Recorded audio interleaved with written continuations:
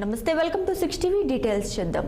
CM Jagan పై మాజీ MLA Anam Narayana Reddy fire అయ్యారు. శ్రీ పొట్టి శ్రీరాములు నెల్లూరు జిల్లా ఆత్మకూరు పట్టణంలోని ఓ ప్రైవేటు కళ్యాణ మండపంలో సమావేశాన్ని నిర్వహించారు. ఈ సందర్భంగా మాజీ మంత్రి ఆనం నారాయణరెడ్డి మాట్లాడుతూ వైసీపీ ప్రభుత్వంపై తీవ్ర విమర్శలు చేశారు. ఏపీ రాష్ట్రంలో ప్రస్తుతం అవినీతి అక్రమ పాలన నడుస్తుందని, ఈ ప్రభుత్వానికి చరమగీతం పాడేందుకు ప్రజలు సిద్ధంగా ఉన్నారన్నారు. రాష్ట్ర భవిష్యత్ కోసం టీడీపీ, బీజేపీ, జనసేనతో పొత్తు పెట్టుకుందన్నారు. చిలకలూరిపేటలో జరగబోయే బహిరంగ సభలో ప్రధానమంత్రి నరేంద్ర మోడీ, టీడీపీ అధినేత చంద్రబాబు నాయుడు, జనసేన అధినేత పవన్ కళ్యాణ్ పాల్గొంటారని తెలియజేశారు. ఇక రాష్ట్ర ప్రయోజనాల కోసం తీసుకున్న నిర్ణయాలను వెల్లడించారు. ఆత్మకూరు నియోజకవర్గం గత 10 సంవత్సరాలుగా అభివృద్ధికి నోచుకోలేదని, అధికార పార్టీలో ఉండి కూడా చేసిందేమీ లేదంటూ స్థానిక ఎమ్మెల్యే మేకపాటి విక్రమ్ రెడ్డిపై విరుచుకుపడ్డారు. ఆత్మకూరును అభివృద్ధి వైపు నడిపించాలంటే టీడీపీ అధికారంలోకి వస్తేనే సాధ్యమవుతుందని ఎమ్మెల్యే స్పష్టం చేశారు. పార్టీల నాయకులు వాళ్ళు కూడా రావడం రాష్ట్రంలో జరుగుతూ ఉన్నటువంటి అవినీతి, అక్రమ సంపాదన ఇవాళ మాఫియా గ్యాంగులుగా మారి ఈ రాష్ట్ర ప్రజానీకాన్ని ఏ విధంగా దోచుకుంటున్నారో వాటన్నిటినీ కూడా ప్రజల ముందు పెట్టి ప్రజాస్వామ్య విలువల్ని కాపాడడానికి, రాజ్యాంగ పరిరక్షణ కొరకు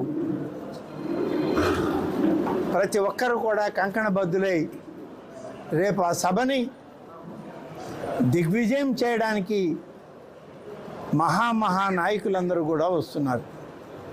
ఈ సభకి సాక్షాత్తు దేశ ప్రధానే రావడం జరుగుతుంది. జాతీయ అధ్యక్షులుగా ఉన్నటువంటి 2 పార్టీల నాయకులు వాళ్ళు కూడా రావడం జరుగుతుంది, సందేశాలను ఇవ్వడం జరుగుతుంది.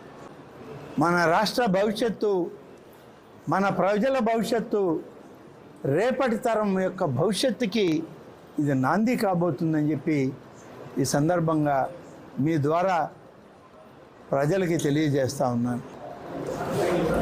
5 కోట్ల మంది ఆంధ్ర ప్రజలు దోపిడీకి గురయ్యారు. దాచుకోవడం తప్ప మరొక కార్యక్రమం లేకుండా పోయింది అధికార పార్టీకి. ఏ రకమైన అభివృద్ధి పట్టదు, ఏ రకమైన సంక్షేమాన్ని పూర్తిగా నిర్వహించిన దాఖలాలు లేవు. 10 సంవత్సరాల్లో ఏ కార్యక్రమం జరగకుండా పోయింది, ముఖ్యంగా ఆత్మకూరు నియోజకవర్గంలో. ఈ 5 సంవత్సరాల కాలం అధికారంలో ఉండి కూడా ఏమీ చేయలేదు. గడిచిన 5 సంవత్సరాలు ప్రతిపక్ష శాసనసభ్యులుగా ఉండి ఒక్కటి కూడా వెలుగెత్తి చెప్పినటువంటి పరిస్థితి లేదు.